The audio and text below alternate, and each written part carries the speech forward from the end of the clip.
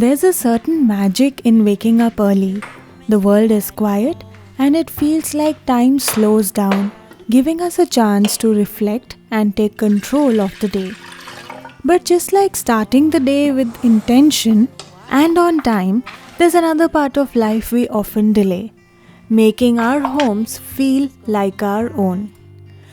But I think about you all the time. Looks like you're changing and all. My friend Reena and her husband Sam always dreamed of buying their perfect home. They were living in a rented apartment for years, always telling themselves, one day when we own our dream house, we'll make it beautiful. Their rented space was left plain and undecorated as they thought, why invest time and energy? This is only temporary. Years passed and eventually they saved enough to buy their dream house. But once they moved in, they faced an unexpected problem. They had no idea how to make the house feel like their own. After years of waiting, they realized they hadn't discovered their own style or learned how to make a space feel personal and inviting. No, you couldn't stand tall, so I didn't. So even after buying all the furniture that they wanted, their home still had something missing. They hadn't experimented with colors, furniture, or even decor that suited them. The excitement they had once felt about owning their dream home was now replaced with uncertainty.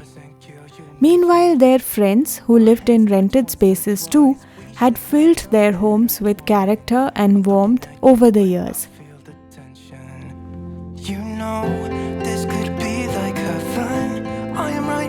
Their friends had experimented, made mistakes, and learned from those mistakes. They had learned what they like and what they don't like to be a part of their home. Their homes reflected their journey, layered with stories and memories. Reena and Sam eventually realized they had missed something important. It wasn't the ownership of a house that made a home, it was the time spent creating and shaping it. They had spent so long waiting for the perfect moment that they overlooked the opportunity to learn and enjoy the process along the way.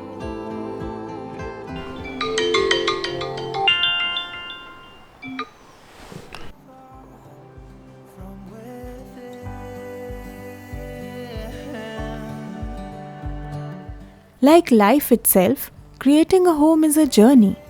Waiting for the perfect moment can mean missing out on the experiences that help you discover what truly makes a space and life feel complete. Don't wait for a future that feels just right. Start today and let the process guide you. So clear a light as any to see the horizon and the far. Just like Reena and Sam missed out on the process of building their home over time, I've learned the importance of taking small, meaningful steps each day to guide me towards a better life.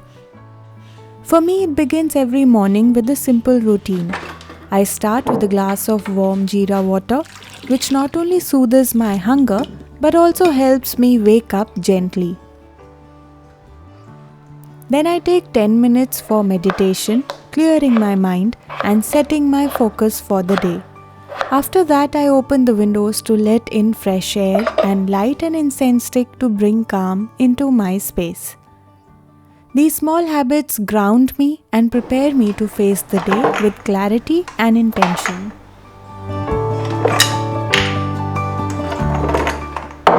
This morning, I was going to make an interesting take on our traditional Indian breakfast recipe. I learned this from a video by Smita Deo and I thought of making an even simpler version for myself.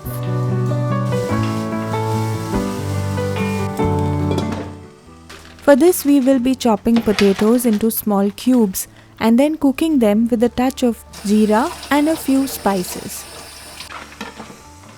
While cooking, I was thinking of my agenda for the day, and all I could think of was finding newer things that are being sold on the various websites in India, since I'm going to be traveling soon to meet my family.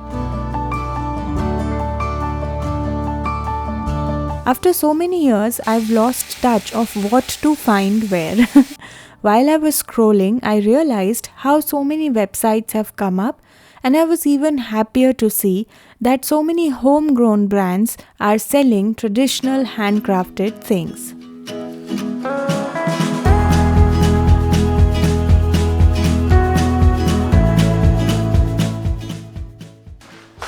I was watching all of the vlogs last week from different people celebrating Ganesh Chaturthi, especially in Mumbai. The benefit of internet these days is that our home is filled with the positive vibration of the sound of bells chiming during puja aartis in someone else's home. Even from this far away, we can see and experience the magnificent decorations and festivities. All of this serves as a reminder of my blessings and gratitude. Apart from all the comfort I've been given in my own life, there are times when I'm grateful for something as basic as being able to watch the magnificent Indian festivals while sitting in Germany, or even just being able to see our parents via video calls. What is the one item for which you are currently thankful? Please think about pausing the video for a moment, writing down your thoughts right away in the comments box.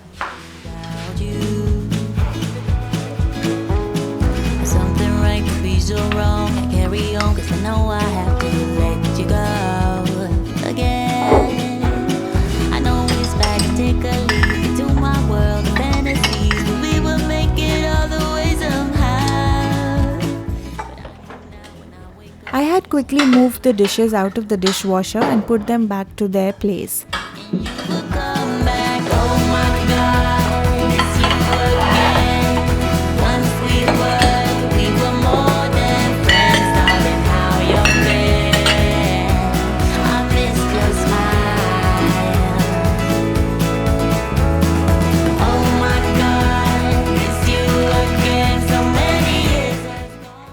My next steps to making the recipe is roasting and grinding the peanuts sort of coarsely. Using the pre-soaked sabudana from the night before, we will mix it with ground peanuts, salt, sugar, black salt and chopped coriander.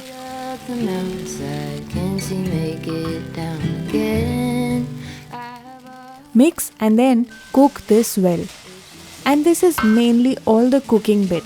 After this, we will layer everything.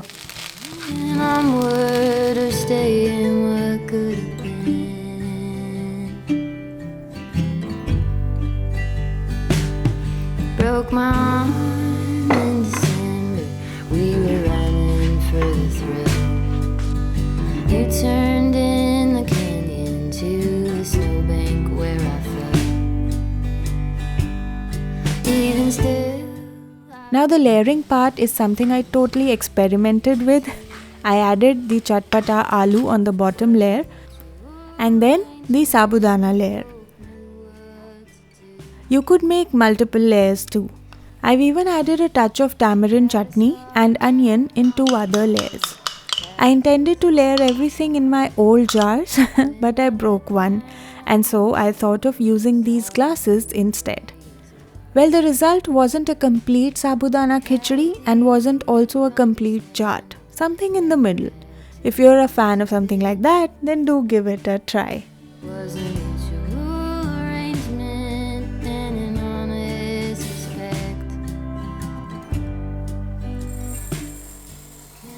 I also then found out about our friends coming over for dinner that night. So, I quickly shifted gears and improvised for dinner arrangements. First, I thought of making an instant KHEER for dessert, which our friend loved because he loves Indian cuisine in general. For this, I washed rice and added it to the instant pot along with milk. I usually set it at the porridge setting, which is roughly 20 minutes of pressure cooking time on the instant pot.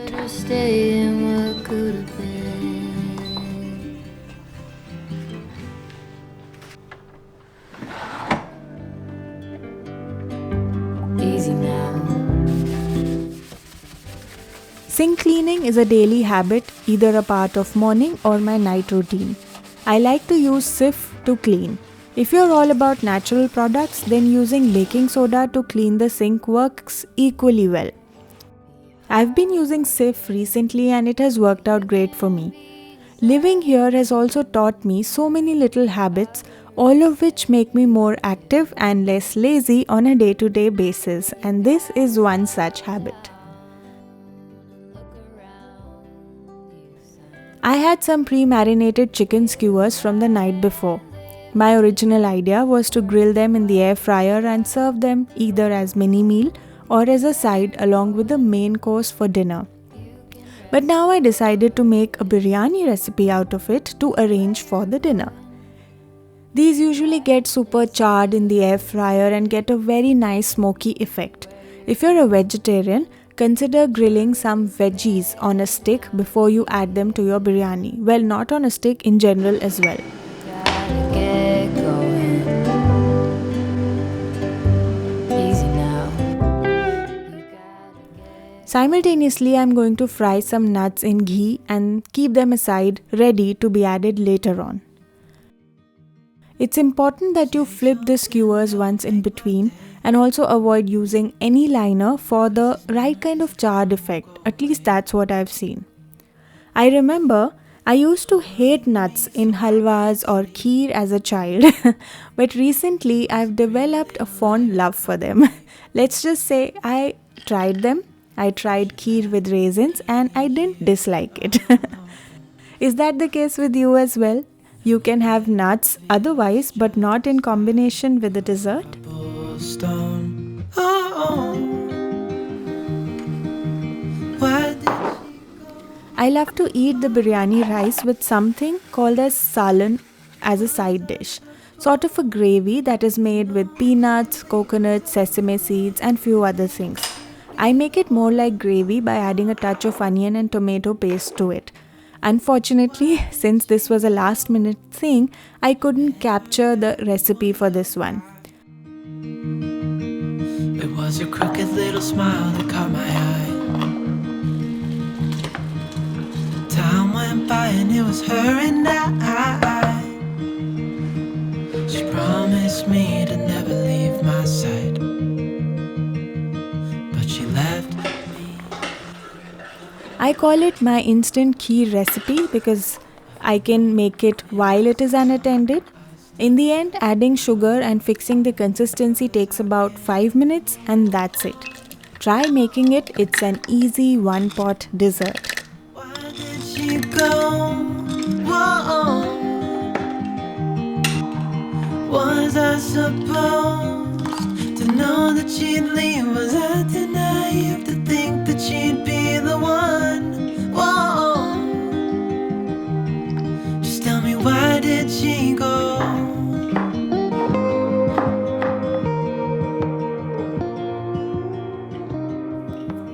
I quickly made raita too with simple ingredients like cucumber and onion, a bit of black salt, pepper, mint powder which is homemade, zeera powder and a touch of red chili powder.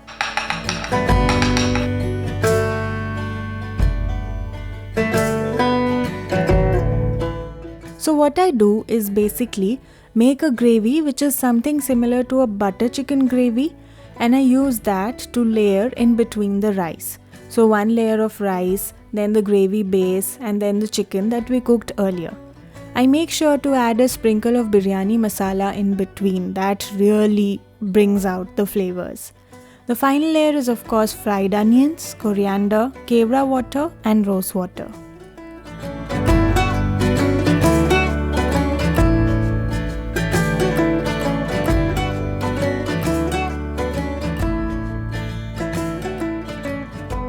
After all the cooking was over, one thing on my agenda for that day was to clean the chimney. And again, I found Sif to be very effective here. This is not sponsored. I just feel this is a much quicker method to directly clean compared to a kitchen spray that needs a bit more of scrubbing in my opinion. The cooktop can be cleaned this way too. However, a scraper works best in that case if there are burnt marks or burnt stains on it.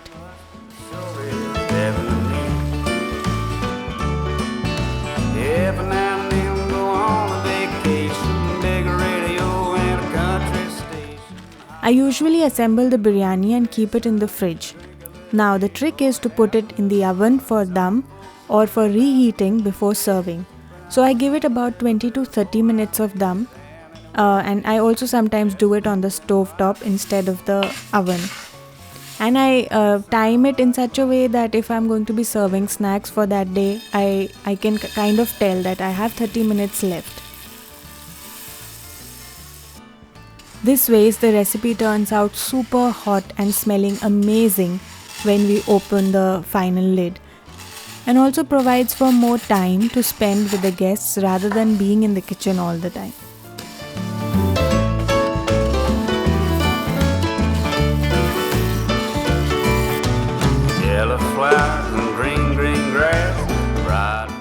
Since I woke up early, I think I was able to fit in all of the last minute arrangements since the basic meals were taken care of in the beginning of the day itself. If you'd like to see how I plan for my meals in the start of the day and how I prepare them, then do let me know in the comments section. Until next time, here's Home Gupshup signing off. No, it don't sound like much, but it sure is heaven.